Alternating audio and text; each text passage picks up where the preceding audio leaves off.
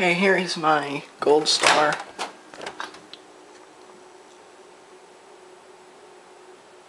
Once it'll focus. Here's a model, date. And it has a built-in range hood. We're going to start it up. Here it is on focus.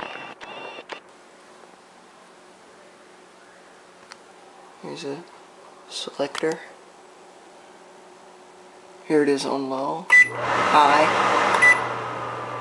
And this is supposed to be vented to the outside, and there is a plate behind it where the vent goes that goes up through the attic and up through the ceiling. But whenever the fan is running, I can feel the air being discharged right back out into the room.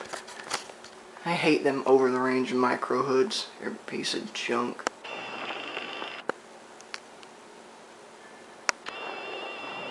Out.